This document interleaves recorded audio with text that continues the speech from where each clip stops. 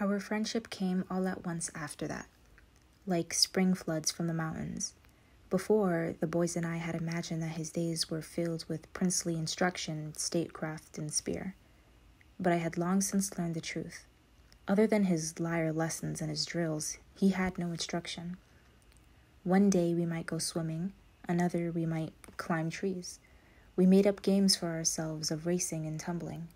We would lie on the warm sand and say, "Guess what I'm thinking about?" The falcon we had seen from our window, the boy with the crooked front tooth, dinner. And as we swam or played or talked, a feeling would come. It was almost like fear in the way it filled me, rising in my chest. It was almost like tears in how swiftly it came. But it was neither of those, buoyant when they were heavy, bright when they were dull. I had known contentment before, brief snatches of time in which I pursued solitary pleasure, skipping stones or dicing or dreaming. But in truth, it had been less a presence than an absence, a laying aside of dread. My father was not near, nor boys. I was not hungry or tired or sick. This feeling was different. I found myself grinning until my cheeks hurt, my scalp prickling till I thought it might lift off my head. My tongue ran away from me, giddy with freedom. This and this and this, I said to him. I did not have to fear that I spoke too much. I did not have to worry that I was too slender or too slow. This and this and this. I taught him how to skip stones, and he taught me how to carve wood. I could feel every nerve in my body, every brush of air against my skin. He played my mother's lyre, and I watched. When it was my turn to play, my fingers tangled in the strings, and the teacher despaired of me. I did not care. "Play again," I told him, and he played until I could barely see his fingers in the dark. I saw then how I had changed. I did not mind any more that I lost when we raced, and I lost when we swam out to the rocks, and I lost when we tossed spears or skipped stones. For who can be ashamed to lose to such beauty? It was enough to watch him win, to see the soles of his feet flashing as they kicked up sand, or the rise and fall of his shoulders as he pulled off through the salt. It was late summer, over a year after my exile had begun, when at last I told him of how I had killed the boy. We were in the branches of the courtyard oak, hidden by the patchwork leaves. It was easier here somehow, off the ground with the solid trunk at my back. He listened silently, and when I had finished, he asked, "Why did you not say that you were defending yourself?" It was like him to ask this, the thing I had not thought of before. "I don't know." "Or you could have lied, said you found him already dead." I stared at him, stunned by the simplicity of it. I could have lied. And then the revelation that followed. If I had lied, I would still be a prince. It was not murder that had exiled me. It was my lack of cunning. I understood now, the disgust in my father's eyes. His moron son confessing all. I recalled how his jaw had hardened as I spoke. He does not deserve to be a king. "You would not have lied," I said. "No," he admitted. "What would you have done?" I asked. Achilles tapped a finger against the branch he sat on. "I don't know, I can't imagine it, the way that boy spoke to you." He shrugged. "No one has ever tried to take something from me." "Never?" I could not believe it. A life without such things seemed impossible. "Never." He was silent a moment, thinking. "I don't know," he repeated finally. "I think I would be angry." He closed his eyes and rested his head back against a branch. The green oak leaves crowded against his hair like a crown. I saw King Peleus often now. We were called to council sometimes in dinners with visiting kings. I was allowed to sit at the table beside Achilles, even to speak if I wished. I did not wish. I was happy to be silent and watch the men around me. Scopes, Peleus took to me calling out, "Owl for my big eyes." He was good at this sort of affection, general and unbinding. After the men were gone, we would sit with him by the fire to hear the stories of his youth. The old man, now gray and faded, told us that he had once fought beside Heracles. When I said that I had seen Philoctetes, he smiled. Yes, the barrier of Heracles' great bow. Back then, he was a spearsman, and much of the bravest of us. That was like him too, these sort of compliments. I understood now how his treasury had come to be so full of gifts of treaty and alliance. Among our bragging, ranting heroes, Peleus was the exception, a man of modesty. We stayed to listen as the servants added one log, and then another to the flames. It was halfway to dawn before he would send us back to our beds. The only place I did not follow was to see his mother. He went late at night, or at dawn before the palace was awake, and returned flushed and smelling of the sea. When I asked him about it, he told me freely, his voice strangely toneless. It is always the same. She wants to know what I am doing and if I am well. She speaks to me of my reputation among men, and at the end she asks if I will come with her. I was rapt. Where? The caves under the sea, where the sea nymphs lived so deep the sun did not penetrate. Will you go? He shook his head. My father says I should not. He says no mortal who sees them comes back the same. When he turned away, I made the peasant sign against evil. Gods avert. It frightened me a little to hear him speak of a thing so calmly. Gods and mortals never mixed happily in our stories. But she was his mother. I reassured myself, and he was half God himself. In time, his visits with her were just another strangeness about him that I had become accustomed to, like the marvel of his feet or the inhuman defeatness of his fingers. When I heard him climbing back through the windows at dawn, I would mumble from my head, "Is she well?" And he would answer, "Yes, she is well." And he might add, "The fish are thick today," or "The bay is warm as a bath." And then we would sleep again. One morning of my second spring, he came back from his visit with his mother later than usual. The sun was almost out of the water, and the goat bells were clanging in the hills. "Is she well?" "She is well. She wants to meet you." I felt a surge of fear, but stifled it. Do you think I should? I could not imagine what she would want with me. I knew her reputation for hating mortals. He did not meet my eyes. His fingers turned a stone he had found over and over. "There is no harm in it. Tomorrow night," she said. I understood now that it was a command. The gods did not make requests. I knew him well enough to see that he was embarrassed. He was never so stiff with me. "Tomorrow?" He nodded. I did not want him to see my fear, though normally we kept nothing from each other. Should I bring a gift? Honeyed wine? We pour it over the altars of the gods on festival days. It was one of our richest offerings. He shook his head. She doesn't like it. The next night, when the household slept, I climbed out of our window. The moon was half full, bright enough for me to pick up my way over the rocks without a torch. He had said that I was to stand in the surf and she would come. No, he had reassured me, you do not need to speak. She will know. The waves were warm and thick with sand. I shifted, watched the small white crabs run through the surf. I was listening, thinking I might hear the splash of her feet as she approached. A breeze blew down the beach, and grateful, I closed my eyes to it. When I opened them again, she was standing before me. She was taller than I was, taller than any woman I had ever seen. Her black hair was loose down her back, and her skin shone luminous and impossibly pale, as if it drank light from the moon.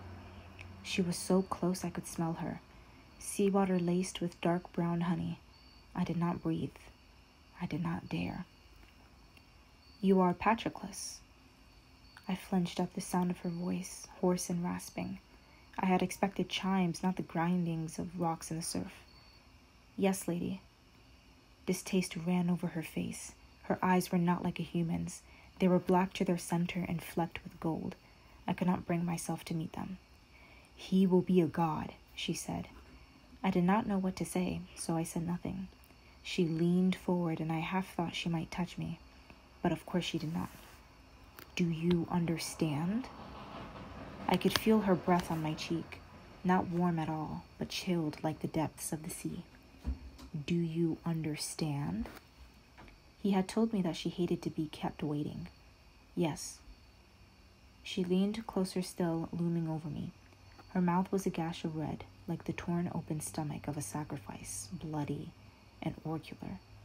Behind it, her teeth shone sharp and white as bone. Good. Carefully, as if to herself, she added, "You will be dead soon enough."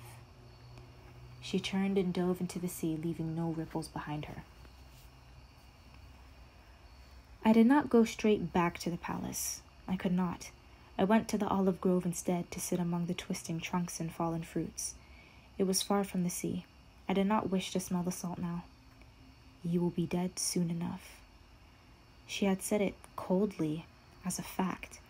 She did not wish me for his companion, but I was not worth killing. To a goddess, the few decades of human life were barely even an inconvenience. And she wished him to be a god. She had spoken it so simply as if it were obvious. A god. I could not imagine him so. Gods were cold and distant, far off as the moon, nothing like his bright eyes, the warm mischief of his smiles. Her desire was ambitious. It was a difficult thing to make even a half-god immortal.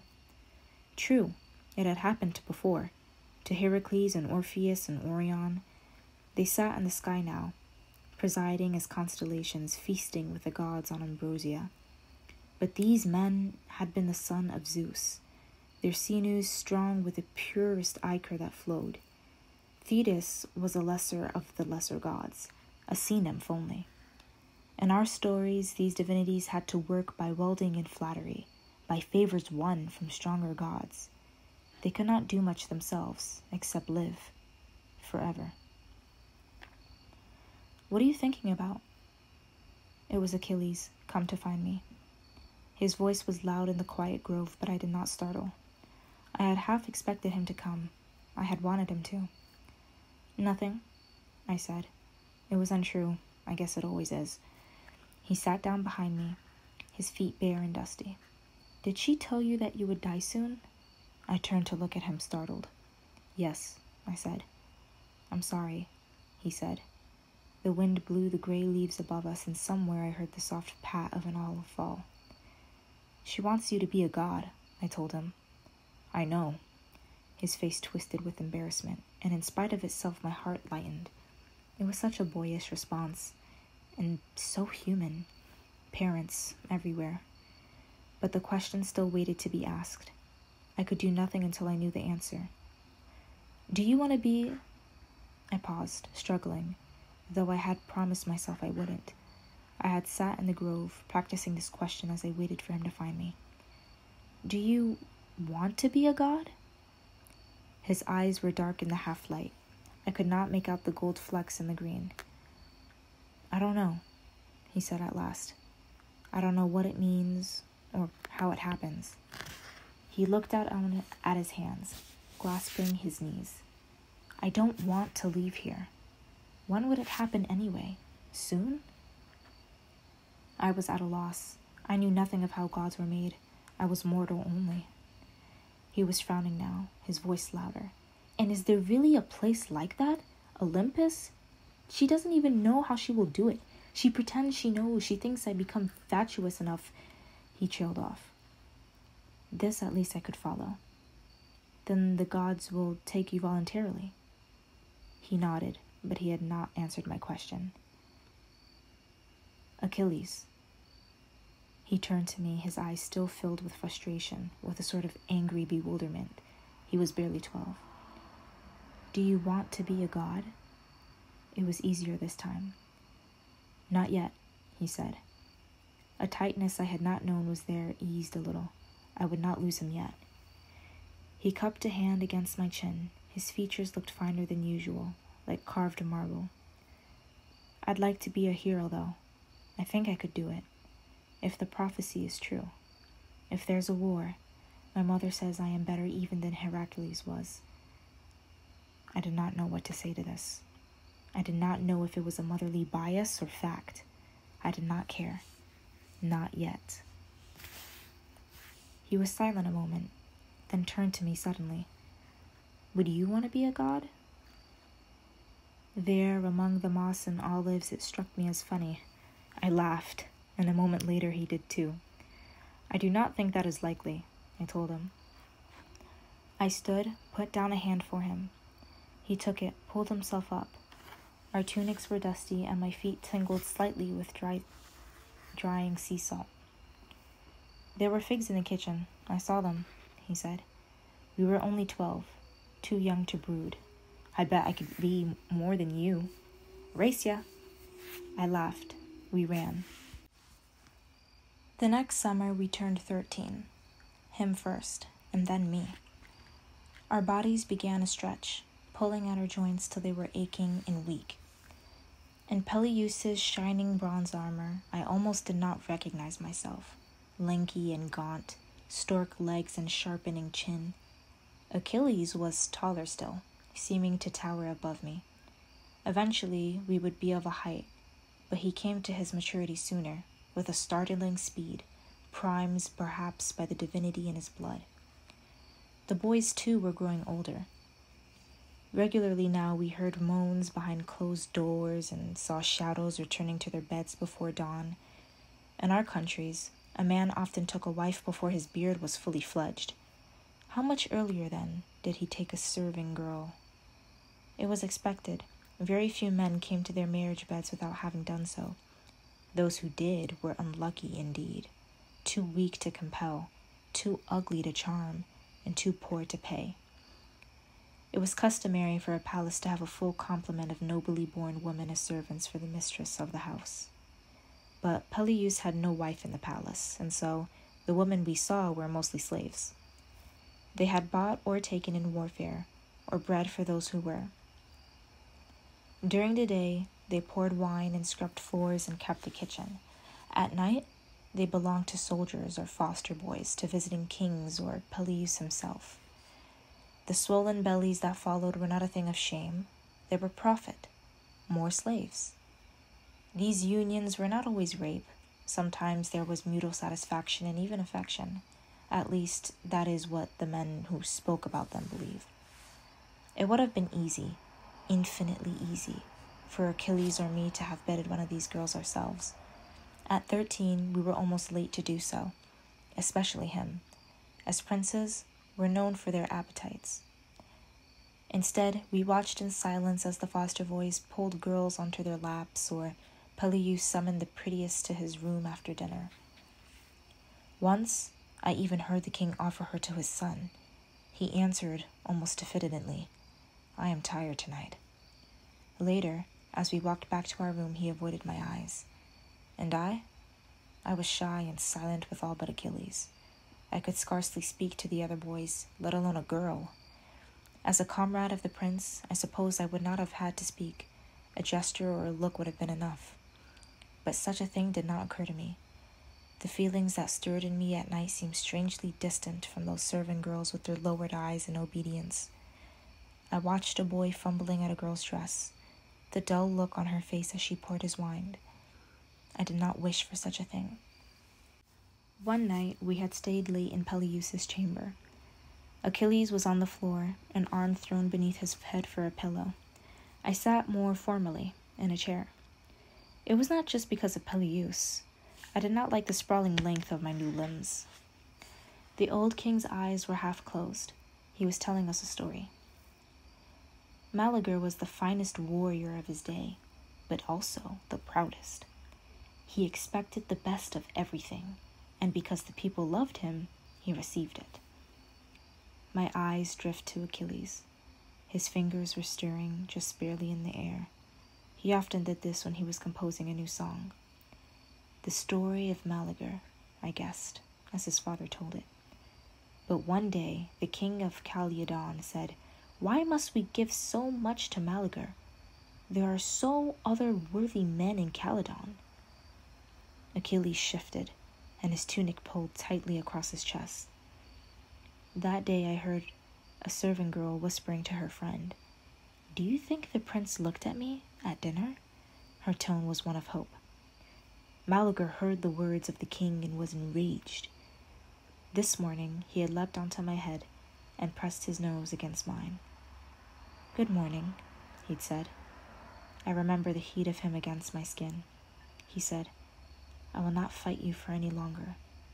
And he went back to his house and sought comfort in the arms of his wife. I felt a tug on my foot. It was Achilles, grinning at me from the floor. Calydon had fierce enemies, and when they heard the Maligur would no longer fight for Calydon, I pushed my foot towards him a little, provokingly. His fingers wrapped around my ankle. They attacked, and the city of Calydon suffered such terrible losses. Achilles yanked, and I slid half out the chair. I clung to the wooden frame so I would not be pulled onto the floor. So the people went to Maligur to beg for his help, and... Achilles, are you listening? Yes, father. You were not. You were tormenting our poor scopes. I tried to look tormented, but all I felt was the coolness against my ankle where his fingers had been a moment before. It is just as well, perhaps. I am getting tired. We will finish the story another evening. We stood and wished the old man good night. But as we turned, he said, Achilles, you might look for the light-haired girl from the kitchen. She has been haunting doorways for you, I hear. It was hard to know if it was the firelight that made his face look so changed. Perhaps, father, but I am tired tonight. Peleus chuckled as if this was a joke. I'm sure she would wake you up. He waved off. I had to trot a little to keep up with him as he walked back to our rooms. We washed our faces in silence, but there was an ache in me, like a rotten tooth. I could not let it be. That girl, do you like her? Achilles turned to face me from across the room. Why? Do you? No, I flushed. That is not what I meant. I had not felt so uncertain with him since the earliest days. I mean, do you want... He ran to me, pushed me backwards onto my cot, leaned over me. I'm sick of talking about her, he said. The heat rose up my neck, wrapped fingers over my face. His hair fell around me, and I could smell nothing but him. The grain of his lips seemed to rest a hairbreadth away from mine. Then, just like that morning, he was gone. Up across the room and pouring a last cup of water, his face was still and calm. Good night, he said. At night in bed, images come. They begin as dreams, trailing caresses in my sleep from which I start trembling. I lie awake, and until they come, the flicker of firelight on a neck, the curve of a hip bone drawing downwards, hands smooth and strong reaching to touch me. I know those hands, but even here, behind the darkness of my eyelids, I cannot name the thing I hope for. During the days I grow restless, fidgety, but all my pacing, singing, running down does not keep them at bay. They come and will not be stopped. It is summer, one of the first fine days. We are on the beach after lunch, our backs to a sloping piece of driftwood. The sun is high and the air is warm around us. Beside me, Achilles shifts, and his foot falls open against mine. It is cool and shaved pink from the sand, soft from winter indoors. He hums something, a piece of a song he had played earlier. I turn to look at him. His face is smooth without the blotches and spots that I begin to afflict to other boys. His features are drawn with a firm hand, nothing orby or sloppy, nothing too large, all precise, cut with the sharpest of knives. And yet, the effect itself is not sharp. He turns and finds me looking at him. What? He says. Nothing. I can smell him. The oils that he uses on his feet, pomegranate and sandalwood, the salt of clean water, the hyacinths we had walked through, their scent crushed against our ankles. Beneath it, all his own smell, the one I go to sleep with, the one I wake up to. I cannot describe it. It is sweet, but not just. It is strong, but not too strong. Something like almond, but that is still not right. Sometimes, after we have wrestled, my own skin smells like it. He puts a hand down to lean against. The muscles in his arms curve softly, appearing and disappearing as he moves. His eyes are deep green on mine. My pulse jumps for no reason I can name. He has looked at me 1,000 times, but there is something different in this gaze, an intensity I do not know. My mouth is dry and I could hear the sound of my throat as I swallow. He watches me. It seems that he is waiting. I shift, an infinite movement towards him. It is like the leap from a waterfall. I did not know until then what I am going to do. I lean forward and our lips land clumsily on each other. They are like the fat bodies of bees, soft and round and giddy with pollen. I can taste his mouth, hot and sweet with honey from dessert. My stomach trembles and a warm drop of pleasure spreads beneath my skin.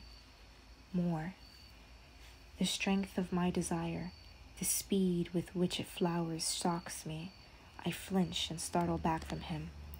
I have a moment, only a moment, to see his face framed in the afternoon light, his lips slightly parted, still half forming a kiss. His eyes are wide with surprise. I am horrified. What have I done? But I do not have time to apologize. He stands and steps backwards. His face is closed over, impenetrable and distant, freezing the explanations in my mouth. He turns and races, the fastest boy in the world, up the beach and away. My side is cold with his absence. My skin feels tight, and my face, I know, is red and raw as a burn. Dear gods, I think, let him not hate me. I should have known better then to call upon the gods. When I turned the corner onto the garden path, she was there, sharp and knife-bright. A blue dress clung to her skin as if damp. Her dark eyes held mine, and her fingers, chill and unearthly pale, reached for me. My feet knocked against each other as she lifted me from the earth. I have seen, she hissed, the sound of waves breaking in stone. I could not speak. She held me by the throat. He is leaving. Her eyes were black now, dark as sea-wet rocks and jagged. I should have sent him long ago. Do not try to follow. I could not breathe now, but I did not struggle. That much, at least, I knew. She seemed to pause, and I thought she might speak again. She did not, only opened her hand and released me, boneless, to the ground. A mother's wishes. In our countries, they were not worth much, but she was a goddess, first and always. When I returned to the room, it was already dark. I found Achilles sitting on his bed, staring at his feet. His head lifted, almost hopefully, as I came to the doorway. I did not speak. His mother's black eyes still burned in front of me, and the sight of his heels flashing up the beach. Forgive me. It was a mistake. This is what I might have dared to say then if it had not been her. I came into the room, sat on my own bed. He shifted, his eyes flicking to mine. He did not resemble her the way that children normally look like a parent, a tilt of chin, the shape of an eye. It was something in his movements and his luminous skin. Son of a goddess. What had I thought would happen? Even from where I sat, I could smell the sea on him. I'm supposed to leave tomorrow, he said. It was an accusation. Oh, I said. My mouth felt swollen and numb, too thick to form words. I'm going to be taught by Chiron. He paused, then added, he taught Heracles and Perseus. Not yet, he had said to me, but his mother had chosen differently. He stood and pulled off his tunic. It was hot, full summer, and we were accustomed to sleeping naked. The moon shone on his belly, smooth, muscled, downed with light brown hairs that darkened as they ran below his waist. I averted my eyes. The next morning at dawn, he rose and dressed. I was awake. I had not slept. I watched him through the fringes of my eyelids, feigning sleep. From time to time he glanced at me.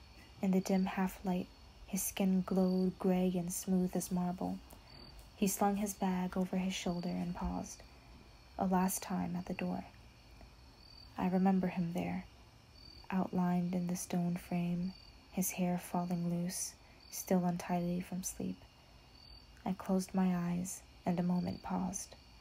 When I opened them again, I was alone. By breakfast, everyone knew he was gone. Their glances and whispers followed me to the table, lingered as I reached for food. I chewed and swallowed through the bread, sat like a stone in my stomach. I yearned to be away from the palace. I wanted the air.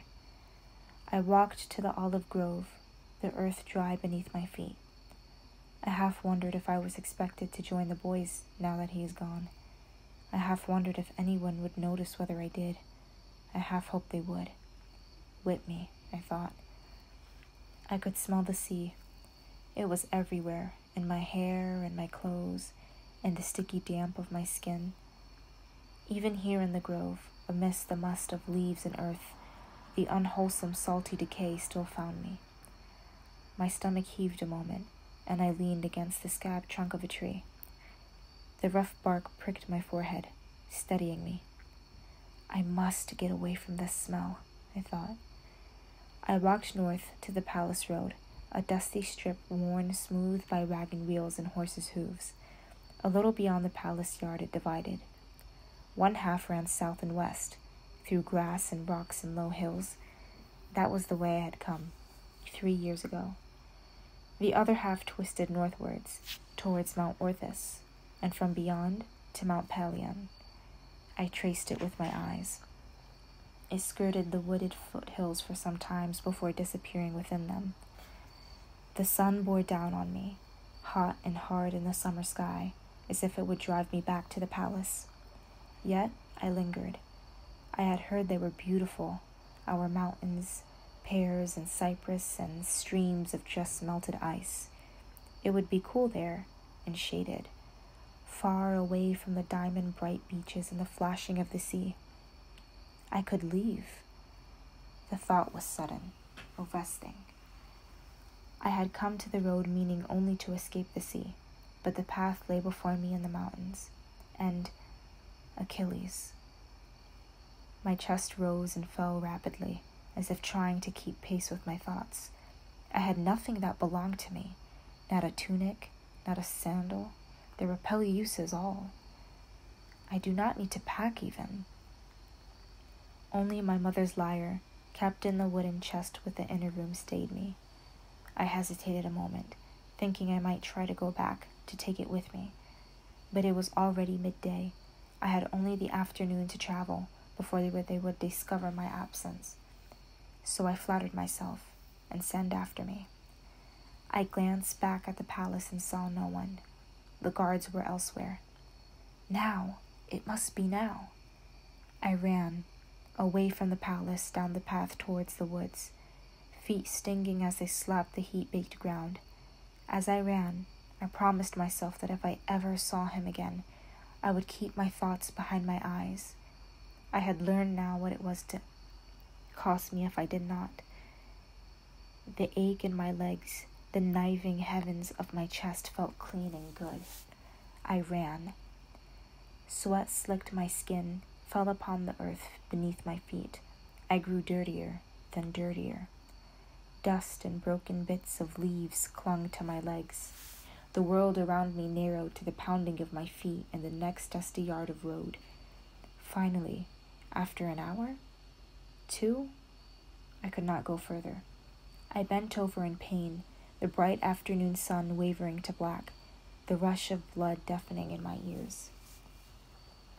The path was heavily wooded now on both sides, and Peleus's palace was a long way behind me. To my right loomed Orpheus, with Pelion just beyond it. I stared at its peak and tried to guess how much farther. 10,000 paces? 15? I began to walk. Hours passed. My muscles grew wobbly and weak. My feet jumbled together. The sun was well across the zenith now, hanging low in the western sky. I had 4, perhaps 5 hours until dark, and the peak was as far as ever. Suddenly I understood. I would not reach Pelion by nightfall. I had no food, nor water, nor hope of shelter. I had nothing but the sandals on my feet and the soaked tunic on my back. I would not catch up to Achilles. I was sure of that now. He had left the road and his horse long ago, was now moving up the slopes on foot. A good tracker would have observed the woods beside the road, could have seen where the bracken was bent or torn, where a boy had made a path. But I was not a good tracker, and the scrub by the road looked all the same to me. My ears buzzed dully with quietas, with the shrill howls of birds, with the rasp of my own breath. There was an ache in my stomach, like hunger or despair. And then there was something else, the barest sound, just at the limit of hearing. But I caught it, and my skin, even in the here, went cold. I knew that sound. It was the sound of stealth, of a man attempting silence. It had been just the smallest misstep, the giving away by a leaf, but it had not been enough. I strained to listen, fear jumping in my throat. Where had it come from? My eyes tracked the woods on either side. I dared not move. Any sound would echo loudly up the slopes.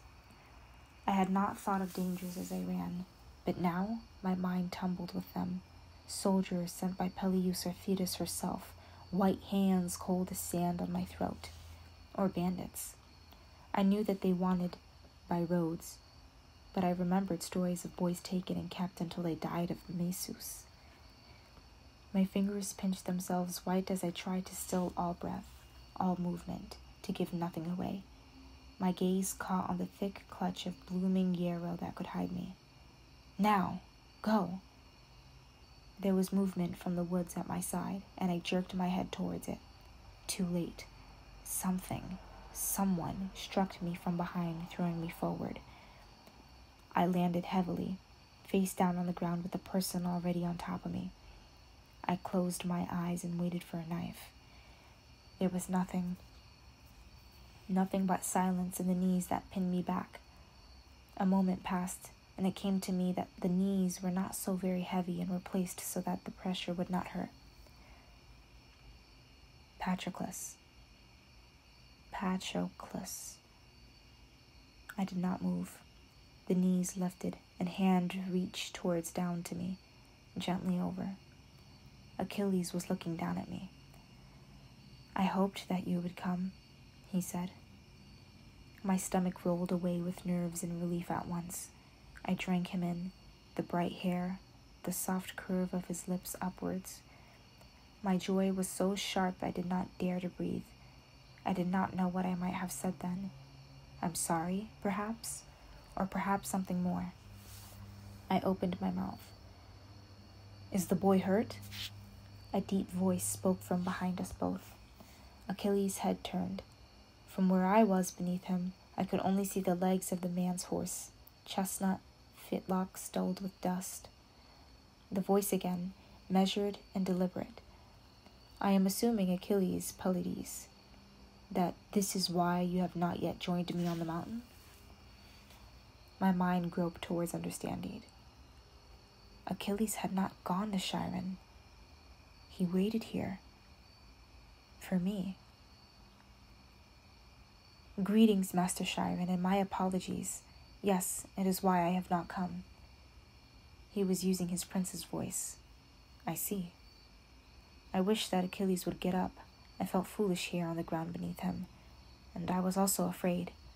The man's voice showed no anger, but it showed no kindness either. It was clear and grave and dispassionate. Stand up, it said.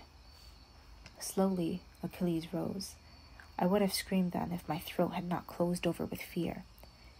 Instead, I made a noise like a half-strangled yelp and scrambled backwards. The horse's muscular legs ended in flesh, the equally muscular torso of a man. I stared at the impossible stature of horse and human, where smooth skin became a gleaming brown coat. Beside me, Achilles bowed his head. Master Centaur, he said, I am sorry for the delay. I had to wait for my companion. He knelt, his clean tunic in the dusty earth. Please accept my apologies. I have long wished to be your student. The man's centaur's face was serious as his voice. He was older, I saw, with a neatly trimmed black beard. He regarded Achilles a moment. You do not need to kneel to me, Pelides, though I appreciate the courtesy. And who was this companion that has kept us both waiting? Achilles turned back to me and reached a hand down. Unsteadily, I took it and pulled myself up. This is Patroclus. There was silence, and I knew it was my turn to speak. My lord, I said, and bowed. I am not a lord, Patroclus Mutiades. My head jerked up at the sound of my father's name. I am a centaur and a teacher of men. My name is Chiron. I gulped and nodded. I did not dare to ask how he knew my name. His eyes surveyed me. You were overtired, I think. You need water and food. Both. It is a long way to my home on Pelion, too long before you to walk, so we must make other arrangements. He turned then, and I tried not to gawk at the way his horse legs moved beneath him. You will ride on my back, the centaur said.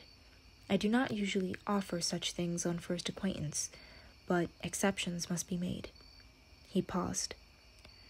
You have been taught to ride, I suppose? We nodded quickly. That is unfortunate. Forget what you learned. I do not like to be squeezed by legs or tugged at. The one in front will hold on to my waist. The one behind will hold on to him. If you feel that you are going to fall, speak up. Achilles and I exchanged a look quickly. He stepped forward. How should I will kneel. His horse legs folded themselves into the dust. His back was broad and lightly sheened with sweat. Take my arm for balance, the centaur instructed. Achilles did, swinging his legs over and settling himself. It was my turn. At least, I would not be in front, so close to that place where skin gave away to chestnut coat. Chiron offered me his arm, and I took it.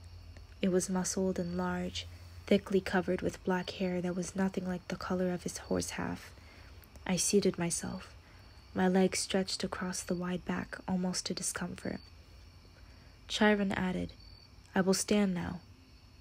The motion was smooth, but still I grabbed for Achilles. Chiron was half as high again as a normal horse, and my feet dangled so far above the ground it made me dizzy. Achilles' hands rested loosely on Chiron's trunk. You will fall if you hold so lightly, the centaur said. My fingers grew damp with sweat from clutching Achilles' chest. I dared not to relax them even for a moment. The centaur's gait was less symmetrical than a horse's, and the ground was uneven. I slipped armingly among the sweat-slick horsehair. There was no path I could see, but we were rising swiftly upwards through the trees, carried along by Chiron's sure, on slow steps. I winced every time a jounce caused my heels to kick into the centaur's sides. As we went, Chiron pointed things out to us, in the same steady voice. That is Mount Orthus. The cypress trees are thicker here. On the north side you can see. This stream feeds the Apidanus River that runs through Pythia's lands. Achilles twisted to look back at me, grinning. We climbed higher still, and the centaur swished his great black tail, swirling flies for all of us. Chiron stopped suddenly, and I jerked forward onto Achilles' back. We were in a small break in the woods, a grove of sorts, half encircled by a rocky outcrop. We were not quite at the peak, but we were close, and the sky was blue and glowing above us. We are here. Chiron knelt, and we stepped off his back, a bit unsteadily. In front of us was a cave, but to call it, that is no demean it, for it was not made of dark stone, but pale rose quartz. Come, the centaur said. We followed him through the entrance high enough so that he did not need to stop. We blinked, for it was shadowy inside, though lighter than it should have been because of the crystal walls. At one end was a small spring that seemed to drain away inside the rock. On the walls hung things I did not recognize, strange bronze implements. Above us, on the cave ceilings, lines and specks of dye shaped the constellations and the movements of the heavens. On carved shelves was a dozen of small ceramic jars covered with slanted markings. Instruments hung in one corner, lyres and flutes, and next to them, tools and cooking pots. There was a single human-sized bed, thick and padded with animal skins made up for Achilles. I did not see where the centaur slept. Perhaps he did not. "Sit now," he said. It was pleasantly cool inside, perfect after the sun, and I sank gratefully onto one of the cushions Chiron indicated. He went to the spring and filled cups, which he brought to us. The water was sweet and fresh. I drank as Chiron stood over me. "You will be sore and tired tomorrow," he told me, "but it will be better if you eat." He ladled out stew, thick with chunks of vegetables and meat, from a pot simmering over a small fire at the back of the cave. There were fruits, too, round red berries that he kept in a hollowed outcropping of rock. I ate quickly, surprised at how hungry I was. My eyes kept returning to Achilles, and I tingled with the giddy buoyancy of relief. I have escaped. With my new boldness, I pointed to some of the bronze tools on the walls. "What are those?" Chiron sat across from us, his horse legs folded beneath him. "They are for surgery," he told me. "Surgery?" It was not a word I knew. "Healing. I forget the barbarians of the Low Countries."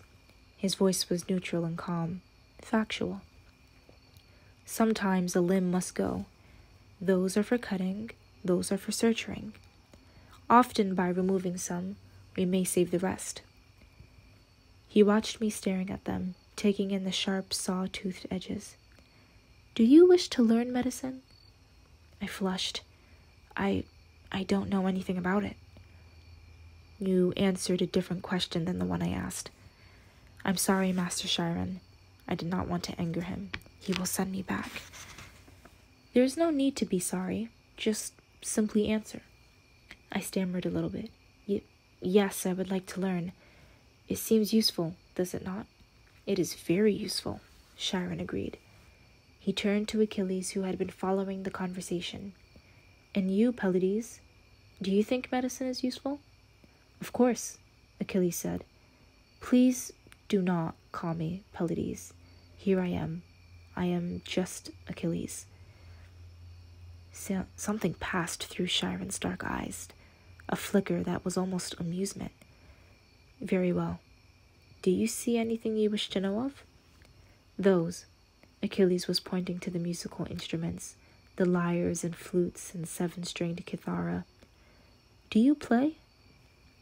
Chiron's gaze was steady. "I do." "So do I," said Achilles. "I have heard that you taught Heracles and Jason, thick-fingered that they were. Is it true?" "It is." I felt a momentary unreality. He knew Heracles and Jason. He had known them as children. "I would like you to teach me." Chiron's stern face softened. "That is why you have been sent here, so that I may teach you what I know." In the late afternoon light, Chiron guided us through the ridges near the cave. He showed us where the mountain lions had their dens and where the river was, slow and sun-warm for us to swim. "You may bathe if you like." He was looking at me.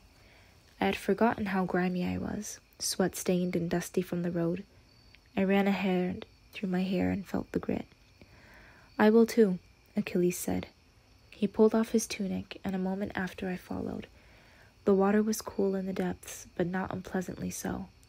From the bank, Chiron told us, "Those are loaches, do you see? And perch. That is a vimba, You will not find it in further south.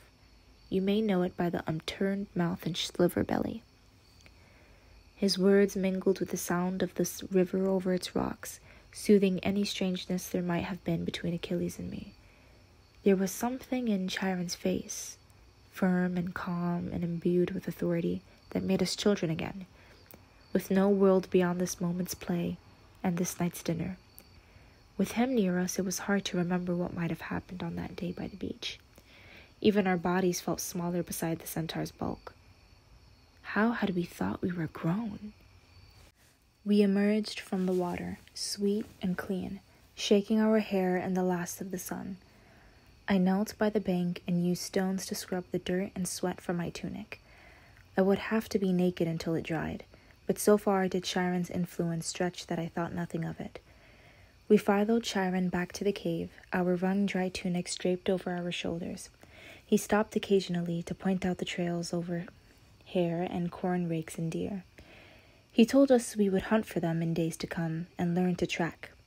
We listened, questioning him eagerly. At Peleus' palace, there had been only the dour lyre master for a teacher, or Peleus himself, half drowsing as he spoke. We knew nothing of forestry or the other skills Chiron had spoken of.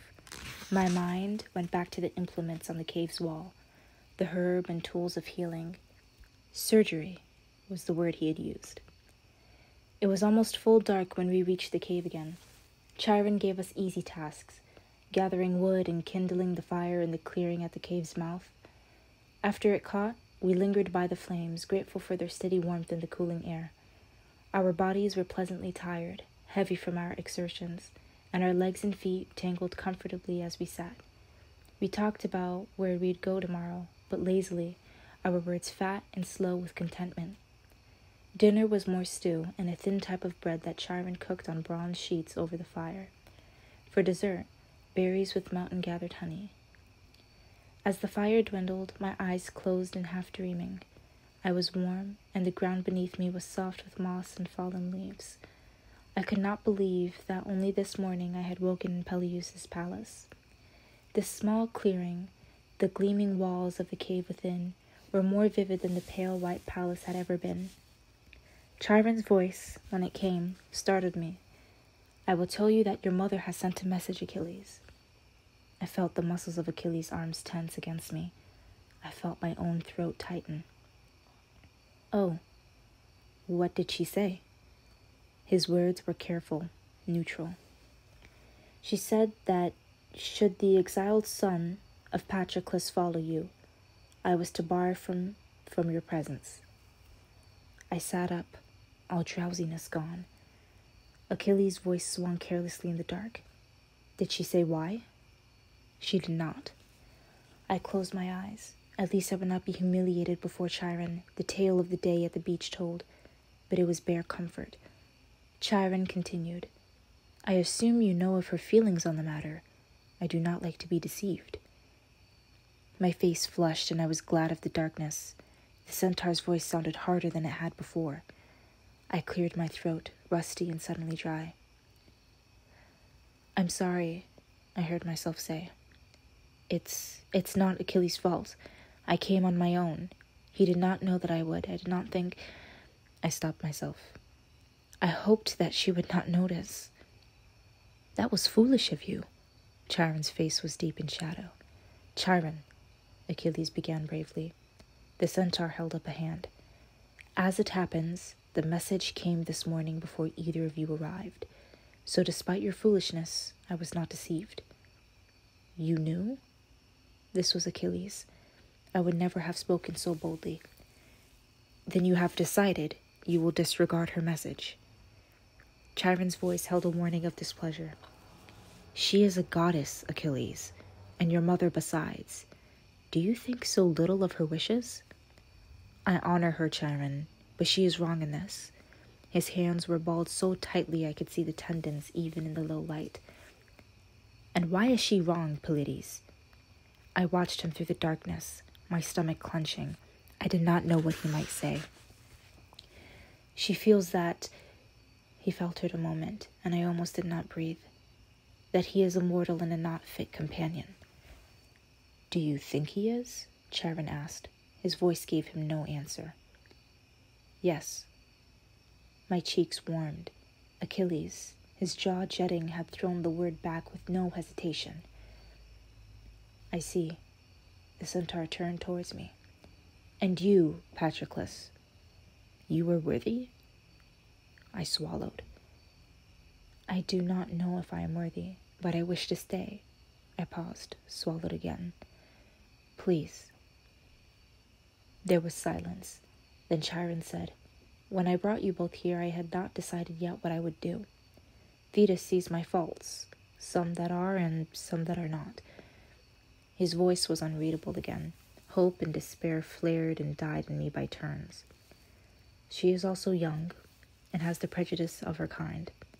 I am older, and flatter myself that I can read any man more clearly.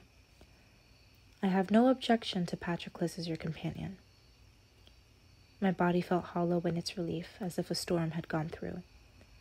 She will not be pleased, but I have weathered the anger of the gods before. He paused. And now it is late, and time for you to sleep.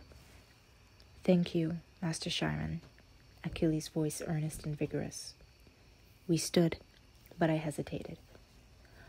I just want... My fingers twitched towards Chiron. Achilles understood and disappeared in the cave. I turned to face the centaur. I will leave if there will be trouble. There was a long silence, and I almost thought he had not heard me. At last, he said, Do not let what you gained this day be easily lost. Then he bade me good night, and I turned to join Achilles to the cave. The next morning I woke to the soft sounds of Chiron getting breakfast ready. The pallet was thick beneath me.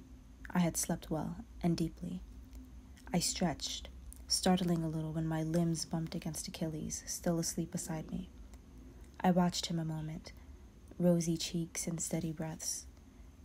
Something tugged at me, just beneath my skin, but then Chiron lifted a hand in greeting from across the cave, and I lifted one shyly in return, and it was forgotten. That day, after we ate, we joined Chiron for his chores. It was easy, pleasurable work, collecting berries, catching fish for dinner, setting quail snares. The beginning of our studies, if it is possible to call them that. For Chiron liked to teach, not in set lessons, but in opportunities. When the goats that wandered the ridges took ill, we learned how to mix purgatives for their bad stomachs, and when they were well again, how to make poultice that repelled their ticks. When I fell down a raven, fracturing my arm and tearing open my knee, we learned how to set splints, clean wounds, and what herbs to give against infection. On a hunting trip, after we accidentally flushed a corn crate from its nest, he taught us how to move silently and how to read the scuffles of tracks. And when we had found the animal, the best way to aim a bow or sling so the death was quick. If we were thirsty and had no water skin, he would teach us about the plants whose roots carried beads of moisture. When a mountain ash fell, we learned carpentry, splitting off the bark, sanding and shaping the wood that was left. I had made an axe handle, and Achilles the shaft of a spear. Chiron said that soon we would learn to forge the blades for such things. Every evening and every morning we helped with meals, churning the thick goat's milk for yogurt and cheese, gutting fish. It was work we had never been allowed to do before as princes, as we fell upon it eagerly. Following Chiron's instructions, we watched in amazement as butter formed before our eyes, at the way pheasant eggs sizzled and solidified on fire-warmed rocks. After a month, over breakfast, Chiron asked us what else we wished to learn. Those, I pointed to the instruments on the wall. For surgery, he had said. He took them down for us, one by one. Careful, the blade is very sharp. It is for when there is rot in the flesh that must be cut. Press the skin around the wound, and you will hear a crackle. Then he had us trace the bones in our own bodies, running a hand over the ridging vertebrae of each other's backs. He pointed with fingers, teaching the places beneath the skin where the organs lodged. A wound in any of them will eventually be fatal, but death is quickest here. His fingers tapped the slightly concavity of Achilles' temple. A chill went through me to see it touched, the place where Achilles' was so slenderly protected. I was glad when we spoke of other things. At night, we lay on the soft grass in front of the cave, and Chiron showed us the constellations, telling their stories. Andromeda, cowering before the sea monster's jaws, and Perseus, poised to rescue her, the immortal horse Pegasus, aloft on his wings, born from the severed neck of Medusa. He told us, too, of Heracles, his labors, and the madness that took him. In its grip, he had not recognized his wife and children, and had killed them for enemies. Achilles asked, "How could he not recognize his wife?" "That is the nature of madness," Chiron said. His voice sounded deeper than usual. He had known this man, I remembered. "I know the wife." "But why did this madness come?" "The gods wished to punish him," Chiron answered. Achilles shook his head impatiently. "But this was a greater punishment for her. It was not fair of them." "There is no law that gods must be fair, Achilles," Chiron said, "and perhaps it is the greater grief, after all, to be left on earth when another is gone." "Do you think?" "Perhaps," Achilles admitted. I listened and did not speak. Achilles' eyes were so bright in the firelight, his face drawn sharply by the flickering shadows. I would know in dark or disguise, I told myself. I would know it even in madness. "Come," said Chiron. "Have I told you the legend of Asclepius and how he came to know the secrets of healing?" He had, but we wanted to hear it again. The story of how the hero, son of Apollo, had spared a snake's life. The snake had licked his ears clean in gratitude so that he might hear the whisper of secrets of herbs to him. "But you were the one who really taught him healing," Achilles said. "I was." "You do not mind that the snake gets all the credit?" Chiron's teeth showed through his dark beard, a smile. "No, Achilles, I do not mind." Later, Achilles would play the lyre as Chiron and I listened. My mother's lyre. He had brought it with him. "I wish I had known," I said the first day when he had showed it to me. "I almost didn't come because I didn't want to leave it." He smiled. "Now I know how to make you follow me everywhere." The sun sank below Pelion's ridges, and we were happy. Time passed quickly on Mount Pelion, days slipping by in idle. The mountain air was cold now in the mornings when we woke, and warmed only reluctantly in the thin sunlight that filtered through the dying leaves. Chiron gave us furs to wear and hung animal skins from the cave's entrance to keep the warmth in. During the days we collected wood for fire winters, or salted meat for preserving. The animals had not yet gone to their dens, but they would soon, Chiron said. In the mornings, we marveled at the frost-etched eaves. We knew of snow from bards and stories. We had never seen it. One morning, I woke to find Chiron gone. This was not unusual. He often rose before we did, to milk the goats or pick fruits for breakfast. I left the cave so that Achilles might sleep, and sat to wait for Chiron in the clearing. The ashes of last night's fire were white and cold. I stirred them idly with a stick, listening to the woods around me. A quail muttered in the underbrush. A mourning dove called. I heard the rustle of ground cover, from the wild or an animal's caresses wait. In a moment, I would get more wood and rekindle the fire. The strangeness began as a prickling of my skin. First the quail went silent, then the dove. The leaves stilled and the breeze died, and no animals moved in the bush. There was a quality to the silence, like a held breath, like the rabbit beneath the hawk's shadow. I could feel my pulse striking my skin. Sometimes I reminded myself, Chiron did small magics, tricks of divinity, like warming water or calming animals. "Chiron?" I called. My voice wavered thinly. "Chiron?" "It is not Chiron." I turned. Thetis stood at the edge of the clearing, her bone-white skin and black hair bright as slashes of lightning. The dress she wore clung close to her body and simmered like fish scale. My breath died in my throat. "You were not to be here," she said, the scrape of jagged rocks against the ship's bow. She stepped forward, and the grass seemed to wilt beneath her feet. She was a sea nymph, and the things of earth did not love her. I'm sorry, I managed, my voice a dread leaf, rattling in my throat. I warned you, she said. The black of her eyes seemed to seep into me, fill my throat to choking. I could not have cried out even if I dared to. A noise behind me, and then Chiron's voice, loud in the quiet. Greetings, Thetis. Warmth surged back into my skin and my breath returned. I almost ran to him, but her gaze held me there, unwavering. I did not doubt she could reach me if she wished. You are frightening the boy, Chiron said. He does not belong here, she said. Her lips were red in newly spilled blood. Chiron's hand landed firmly on my shoulder. Patroclus, he said, you will return to the cave now. I will speak with you later. I stood unsteadily and obeyed. You have lived too long with mortals, Centaur, I heard her say before the animal skins closed behind me. I sagged against the cave's wall. My throat tasted brackish and raw. Achilles, I said. His eyes opened and he was beside me before I could speak again. Are you all right?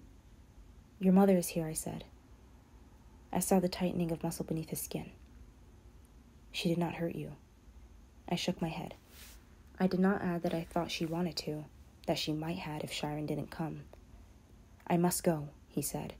The skins whispered against each other as they parted for him, then slipped shut again. I could not hear what was said in the clearing.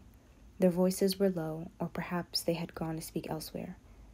I waited, tracing spirals in the packed earth floor. I did not worry any longer for myself. Chiron meant to keep me, and he was older than she was, full grown when the gods still rocked in their cradles, when she had only been an egg in the womb of the sea. But there was something else, less easy to name, a loss or lessening that I feared her presence might bring. It was almost midday when they returned. My gaze went to Achilles first, searching his eyes, the set of his mouth. I saw nothing but perhaps a touch of tiredness. He threw himself onto the pallet beside me. I'm hungry, he said. As well you should be, Chiron said. Is it much past lunch? He was already preparing food for us, maneuvering in the cave space easily despite his bulk. Achilles turned to me. It is all right, he said. She just wanted to speak to me, to see me. She will come to speak with him again, Chiron said. And as if he knew what I thought, he added, as is proper, she is his mother. She is a goddess first, I thought. Yet as we ate, my fears eased. I had half worried she might have told Chiron of the day by the beach, but he was no different towards either of us, and Achilles was the same as he always was. I went to bed, if not at peace, at least reassured. She came more often after that day, as Chiron had said she would. I learned to listen for it, a silence that dropped like a curtain, and knew to stay close to Chiron then, and the cave. The intrusion was not much, and I told myself I did not begrudge her, but I was always glad when she was gone again. Winter came and the river froze. Achilles and I ventured onto it, feet slipping. Later, we cut circles from it and dropped lines for fishing. It was the only fresh meat we had. The forestry were empty of all, but mice and the occasional marten. Snows came as Chiron had promised they would. We lay on the ground and let the flakes cover us, blowing them with our breath till they melted. We had no boots nor cloaks other than Chiron's furs, and were glad of the cave's warmth. Even Chiron donned a shaggy overshirt, sewed from what he said was bearskin. We counted the days after the first snowfall, marking them off with lines on a stone. When you reach 50, Chiron said, the river's ice will begin to crack. The morning of the 50th day, we heard it, a strange sound, like a tree falling. A seam had split the frozen surface nearly from bank to bank. Spring will come soon now, Chiron said. It was not long after that the grass began to grow again, and the squirrels emerged lean and whip-thin from their burrows. We followed them, eating our breakfast in the new scrubbed spring air. It was one of those mornings that Achilles asked Chiron if he would teach us to fight. I did not know what made him think of this then. A winter indoors, with not enough exercise perhaps, or the visit from his mother the week before. Perhaps neither. Will you teach us to fight? There was a pause, so brief I almost might have imagined it, before Chiron answered, If you wish it, I will teach you. Later that day he took us to a clearing, high on a ridge. He had spear hafts and 2 practice swords for us, taken from storage in some corner of the cave. He asked us to perform the drills that we knew. I did, slowly, the blocks and strikes and footwork I had learned in Pythia. To my side, just at the corner of my vision, Achilles' limbs blurred and struck. Chiron had brought a bronze-branded staff, and he interposed it occasionally into our passes, probing with it, testing our reactions. It seemed to go on for a long time, and my arms grew sore with lifting and placing the point of the sword. At last, Chiron called a stop. We drank deep from water skins and lay back on the grass. My chest was heavy. Achilles was steady. Chiron went silent, standing in front of us. Well, what do you think? Achilles was eager, and I remembered that Chiron was only the 4th person to ever seen him fight. I did not know what I expected the centaur to say, but it was not what followed. There is nothing I can teach you. You know all that Heracles knew and more. You are the greatest warrior of your generation and all generations before. A flush stained Achilles' cheeks. I could not tell if it was embarrassment or pleasure or both. Men will hear of your skill, and they will wish for you to fight their wars. He paused. What will you answer? I do not know, Achilles said. That is an answer for now. It will be not good enough for later, Chiron said.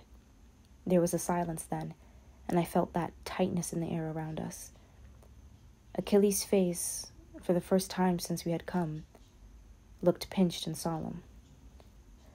What about me? I asked. Chiron's dark eyes moved to rest on mine. You will never gain fame from your fighting. Is this surprising to you? His tone was matter-of-fact, and somehow that eased the sting of it. No, I said truthfully.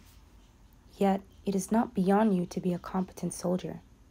Do you wish to learn this? I thought of the boy's dulled eyes, how quickly his blood had soaked the ground. I thought of Achilles, the greatest warrior of his generation.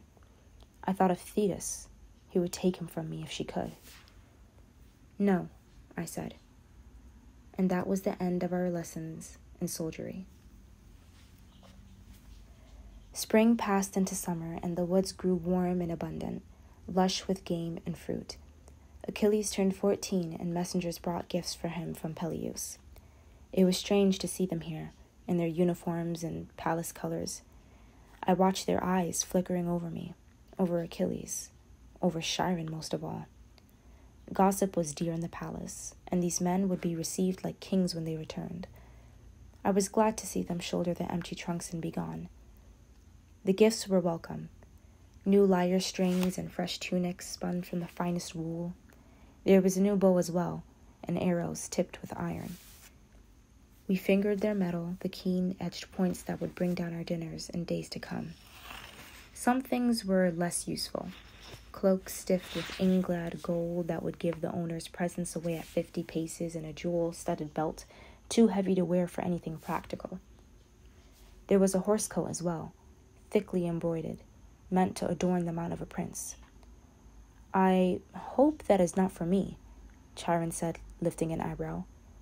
We tore it up for compress and bandages and scrub cloth.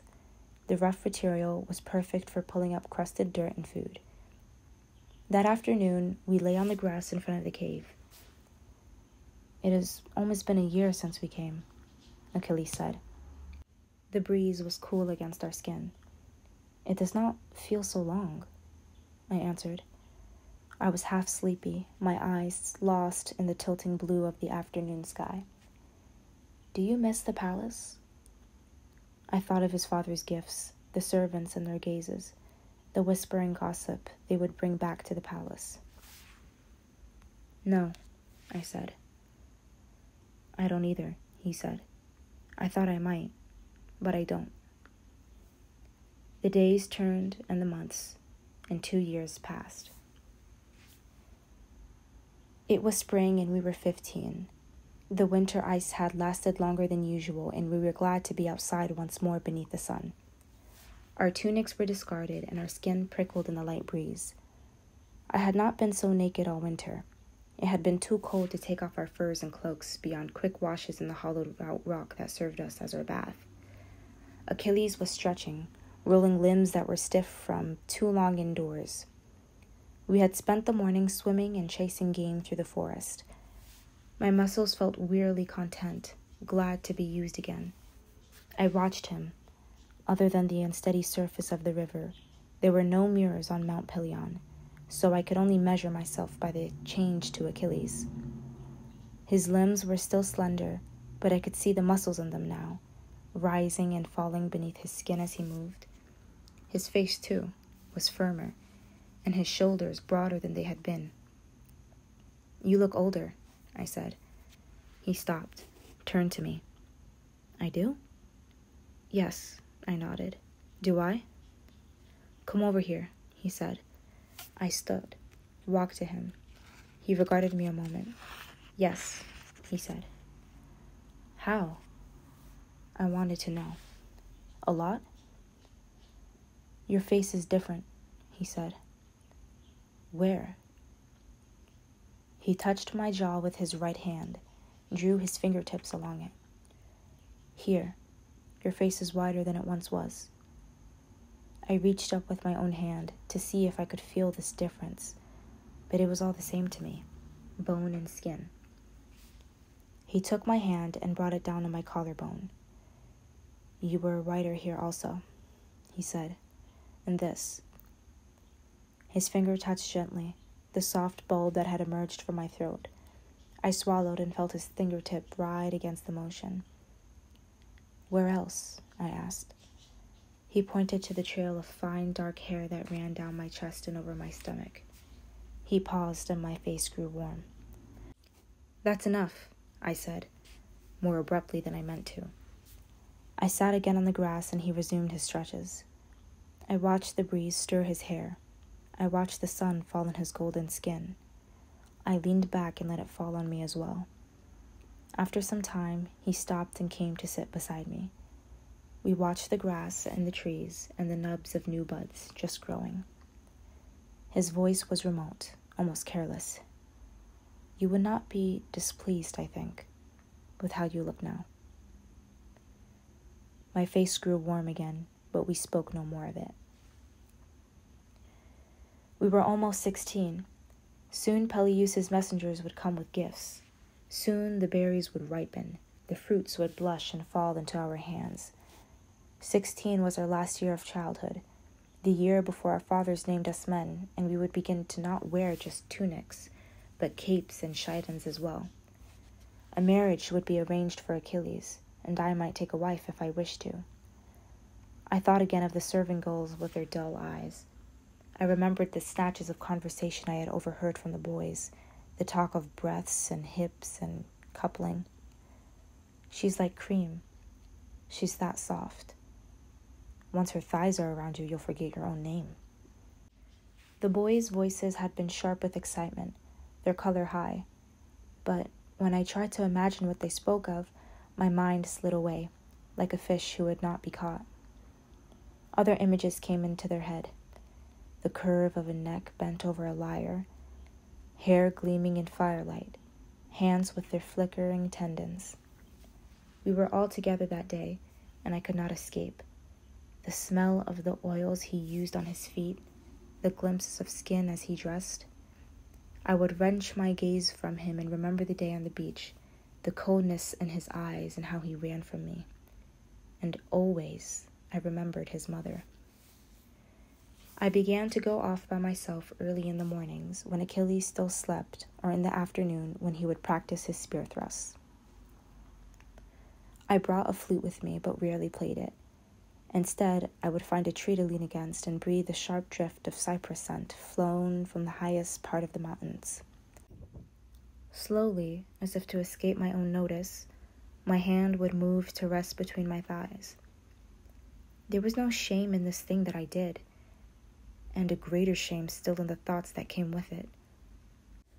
But it would be worse to think them inside the rose quartz cave with him beside me. It was difficult sometimes after to return to the cave. "Where were you?" he'd ask.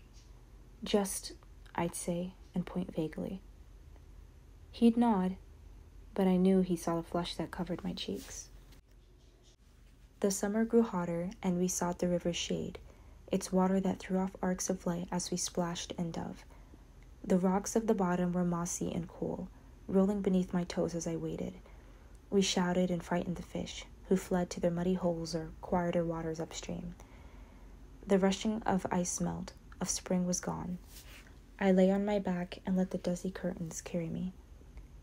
I liked the feel of the sun on my stomach and the cool depths of the river beneath me. Achilles floated beside me, or swam against the slow tug of the river's flow. When we tired of this, we would seize the low-hanging branches of the osiers and hoist ourselves half out the water. On this day, we kicked at each other, our legs tangling, trying to dislodge the other, or perhaps climb onto their branch. On an impulse, I released my branch and seized him around his hanging torso. He let out an oomph of surprise. We struggled that way for a moment, laughing, my arms wrapped around him. Then there was a sharp cracking sound, and his branch gave away, plunging into the river. The cool water closed over us, and still we wrestled hands against slippery skin. When we surfaced, we were panting and eager. He leapt for me, bearing me down through the clear water. We grappled, emerged to gasp air, then sank again. At length, our lungs burning, our faces red from too long under water, we dragged ourselves to the bank and lay there amidst the sedge grass and marshy weeds. Our feet sank into the cool mud of the water's edge. Water still streamed from his hair, and I watched it bead, tracing across his arms and the fine lines of his chest. On the morning of his 16th birthday, I woke early. Chiron had showed me a tree on Pelion's fair slope that had figs just ripening, the first of the season. Achilles did not know of it, the centaur assured me. I watched them for days, their hard green knots swelling and darkening, growing gravid with seed. And now I would pick them for his breakfast. It wasn't my only gift. I had found a seasoned piece of ash and began to fashion it secretly, carving off its layers. Over nearly 2 months the shape had emerged, a boy playing the lyre, head raised to the sky, mouth open as if he were singing. I had it with me now as I walked. The figs hung rich and heavy on the tree, their curved flesh pliant to my touch. 2 days later and they would be too ripe. I gathered them in a carved wood bowl and bore them carefully back to the cave. Achilles was sitting in the clearing with Chiron, a new box from Peleus resting unopened at his feet. I saw the quick widening of his eyes as he took in the figs. He was sat on his feet, eagerly reaching into the bowl before I could even set it down beside him. We ate until we were stuffed, our fingers and chin sticky with sweetness. The box from Peleus held more tunics and lyre strings, and this time, for his 16th birthday, a cloak dyed with the expensive purple from the Rorexus shell. It was the cape of a prince, of a future king, and I saw that it had pleased him. It would look good on him, I knew, the purple seeming richer still beside the gold of his hair. Chiron too gave presents, a staff for hiking and a new belt knife. And last, I passed him the statue. He examined it, his fingertips moving over the small marks my knife had left behind. "It's you," I said, grinning foolishly. He looked up, and there was a bright pleasure in his eyes. "I know," he said. One evening, not long after, we stayed late beside the fire's embers. Achilles had been gone for so much of the afternoon. Thetis had come and kept him longer even than usual. Now he was playing my mother's lyre. The music was quiet and bright as the stars over our heads. Next to me I heard Chiron yawn, settle more deeply onto his fallen legs. A moment later the lyre ceased and Achilles' voice came loud in the darkness. "Are you weary, Chiron?" "I am." "Then we will leave you to rest." He was not usually so quick to go, nor to speak for me, but I was tired myself and did not object. He rose and bade Chiron good night, turning for the cave. I stretched, soaked up a few more moments of firelight, and followed. Inside the cave, Achilles was already in bed, his face damp from a wash at the spring. I washed too, the water cool across my forehead. He said, "You didn't ask me about my mother's visit yet." I said, "How is she?" "She is well." This was the answer he always gave. It was why I sometimes did not ask him. "Good." I lifted a handful of water to rinse the soap off my face. We made it from the oils of olives, and it smelled faintly of them, rich and buttery. Achilles spoke again. "She says she cannot see us here." I had not been expecting him to say that. "She cannot see us here, on Pelion." There was something in his voice, a strain. I turned to him. "What do you mean?" His eyes studied the ceiling. "She says, I asked her if she watches us here." His voice was high. "She says she does not." There was a silence in the cave. Silence, but for the sound of the slowly draining water. "Oh," I said. "I wish to tell you because..." He paused. "I thought you would wish to know she..." He hesitated again. "She was not pleased that I asked her." "She was not pleased," I repeated. I felt dizzy, my mind turning and turning through his words. "She cannot see us." I realized that I was standing half frozen by the water basin, the towel still raised to my chin. I forced myself to put down the cloth, to move to the bed. There was a wildness in me, of hope and terror. I pulled back the covers and lay down on bedding already warm from his skin. His eyes were still fixed on the ceiling. "Are you pleased with her answer?" I said finally. "Yes," he said. We lay there a moment, in that strained and living silence. Usually at night, we would tell each other jokes or stories. The ceiling above us was painted with the stars as if we grew tired of talking. We would point to them. "Orion," I would say, following his finger. "The Pleiades." But tonight, there was nothing. I closed my eyes and waited long minutes until I guessed he was asleep. Then I turned to look at him. He was on his side, watching me. I had not heard him turn. I never hear him. He was utterly motionless, that stillness that was his alone. I breathed and was aware of the bare stretch of dark pillow between us. He leaned forward. Our mouths opened under each other, and the warmth of his sweetened throat poured into mine. I could not think, could not do anything but drink him in, each breath as it came, the soft movements of his lips. It was a miracle. I was trembling, afraid to put him to flight. I did not know what to do, what he would like. I kissed his neck, the span of his chest, and tasted the salt. He seemed to swell beneath my touch, to ripen. He smelled like almonds and earth. He pressed against me, crushing my lips to wine. He went still as I took his hand in mine, soft as the delicate velvet of petals. I knew Achilles' golden skin and the curve of his neck, the crook of his elbows. I knew how pleasure looked on him. Our bodies cupped each other like hands. The blankets had twisted around me. He shucked them from us both. The air over my skin was a shock, and I shivered. He was outlined against the painted stars. Polaris sat on his shoulder. His hand slipped over the quickened rise and fall of my belly's breathing. He stroked me gently, as though smoothing finest cloth, and my hips lifted to his touch. I pulled him into me and trembled and trembled. He was trembling too. He sounded as though he had been running far and fast. I said his name, I think. It blew through me. I was hollow as a reed hung up for the wind to sound. There was no time that passed but our breaths. I found his hair between my fingers. There was a gathering inside me, a beast of blood against the movement of his hand. His face was pressed against me, but I tried to clutch him closer still. "Do not stop," I said. He did not stop.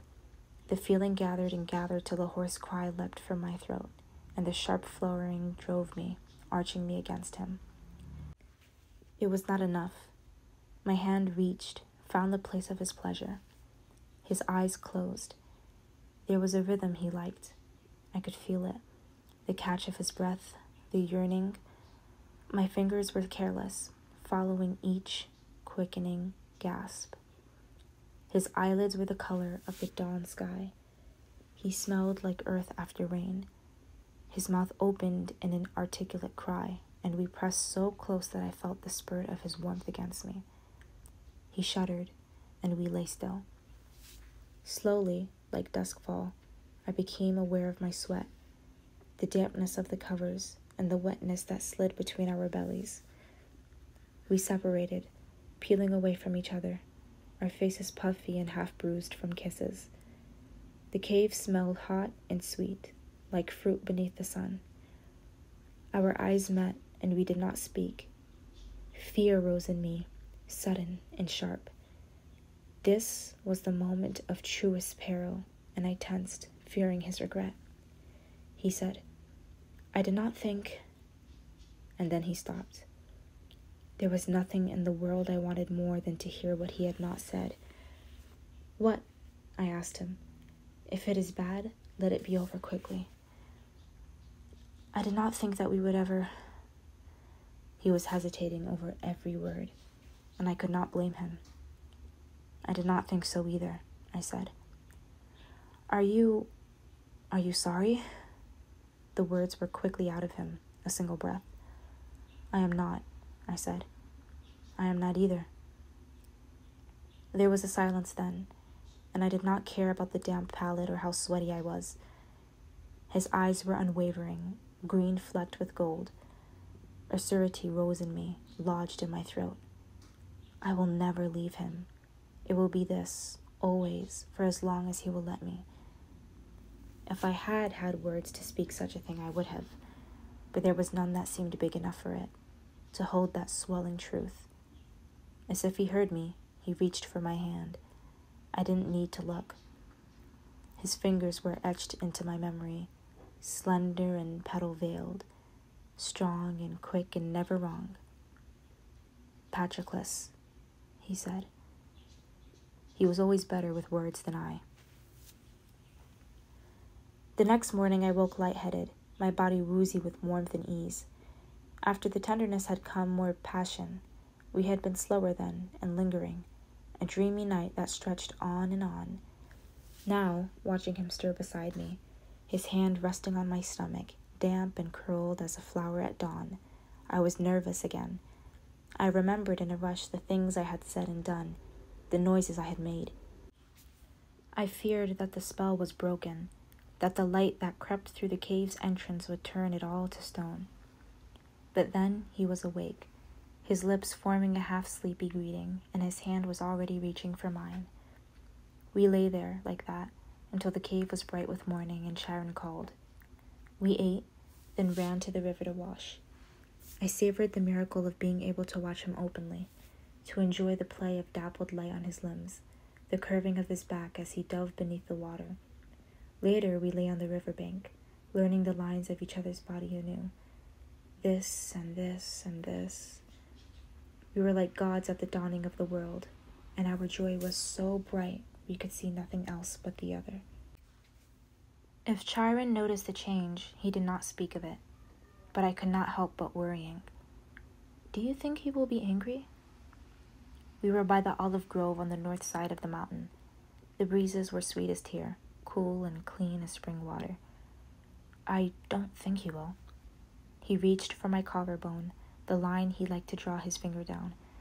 But he might. Surely he must know by now. Should we say something? It was not the first time I wondered this.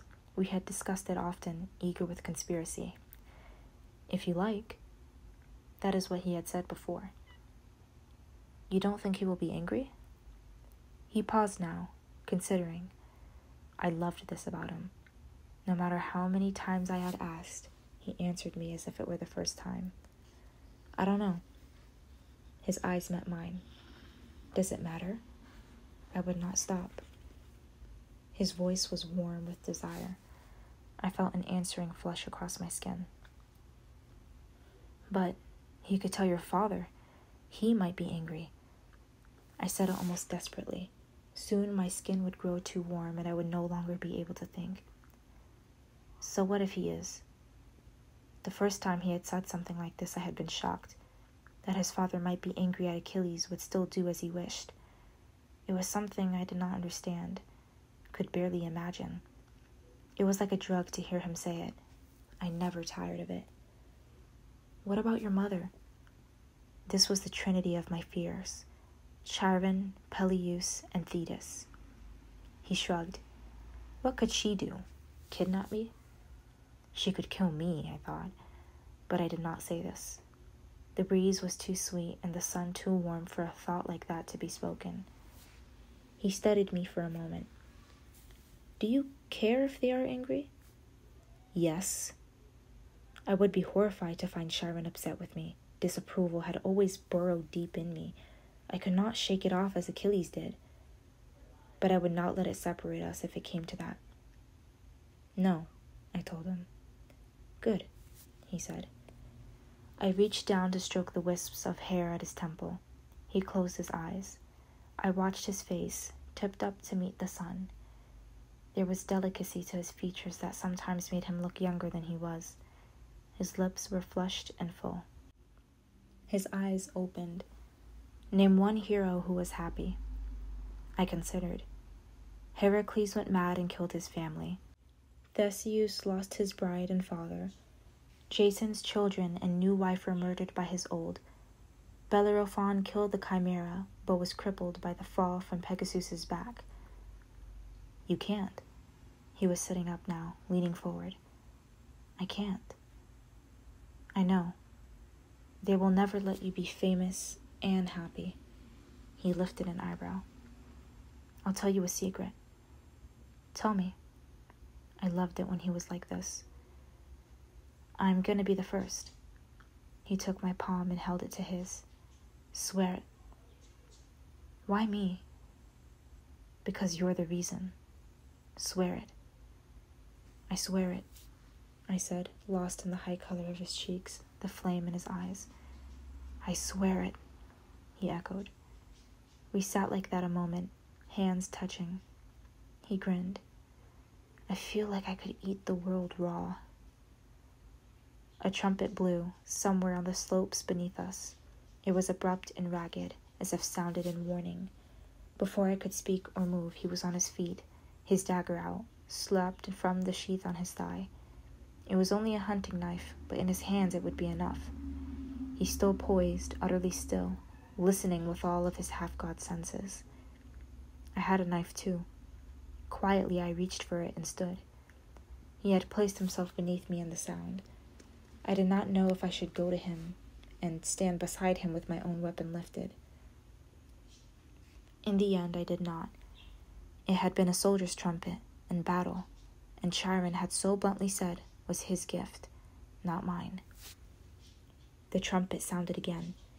We heard the swish of underbrush tangled by a pair of feet. One man. Perhaps he was lost. Perhaps he was in danger. Achilles took a step towards the sound. As if in answer, the trumpet came again. Then a voice bawled up the mountain. Prince Achilles! We froze. Achilles, I am here for Prince Achilles. Birds burst from the trees, fleeing the clamor. From your father, I whispered. Only a royal herald would have known where to call us. Achilles nodded, but seemed strangely reluctant to answer. I imagined how hard his pulse would be beating. He had prepared to kill a moment ago. "We are here," I shouted in the cupped palms of my hand. The noise stopped for a moment. "Where? Can you follow my voice?" He could, though poorly. It was some time before he stepped forward into the clearing. His face was scratched and he had sweated through the palace tunic. He knelt with ill grace, resentfully. Achilles had lowered his knife, though I saw how tightly he still held it. "Yes?" His voice was cool. "Your father summons you. There is urgent business at home." I felt myself go still as Achilles had been a moment before. If I stayed still enough, perhaps he would not have to go. "What sort of business?" Achilles said. The man had recovered himself, somewhat. He remembered he was speaking to a prince. "My lord, your pardon. I do not know all of it. Messengers came to Peleus from Mycenae with news. Your father plans to speak tonight to the people and wishes you to be there. I have horses for you below." There was a moment of silence. Almost, I thought Achilles would decline, but at last he said, "Patroclus and I will need to pack our things." On the way back to the cave in Chiron, Achilles and I speculated about the news. Mycenae was far to our south, and its king was Agamemnon, who liked to call himself a lord of men. He was said to have the greatest army of all our kingdoms. "Whatever it is, will only be gone for a night or two," Achilles told me. I nodded, grateful to hear him say it. Just a few days. Chiron was waiting for us. "I heard the shouts," the centaur said. Achilles and I, knowing him well, recognized the disapproval in his voice. He did not like the peace of his mountain disturbed. "My father has summoned me home," Achilles said. "Just for tonight. I expect I will be back soon." "I see," Chiron said. He seemed larger than usual, standing there, hooves dull against the bright grass, his chestnut-colored flanks lifted by the sun. I wondered if he would be lonely without us. I had never seen him with another centaur. We asked him about them once, and his face had gone stiff. "Barbarians," he'd say. We gathered our things. I had almost nothing to bring with me. Some tunics, a flute. Achilles had only a few possessions more, his clothes and some spearheads he had made, and the statue I had carved for him. We placed them in leather bags and went to say our farewells to Chiron. Achilles, always bolder, embraced the centaur, his arms encircling the place where the horse flank gave away to flesh. The messenger waiting for me shifted. "Achilles," Chiron said, "do you remember when I asked you what you would do when men wanted you to fight?" "Yes," said Achilles. "You should consider your answer," Chiron said. A chill went through me, but I did not have time to think of it. Chiron was turning to me. "Patroclus," he said, a summons. I walked forward, and he placed his hand, large and warm as the sun, on my head. I breathed in the scent that was his alone, horse and sweat and herbs and forest. His voice was quiet. "You do not give things up so easily now as you once did," he said.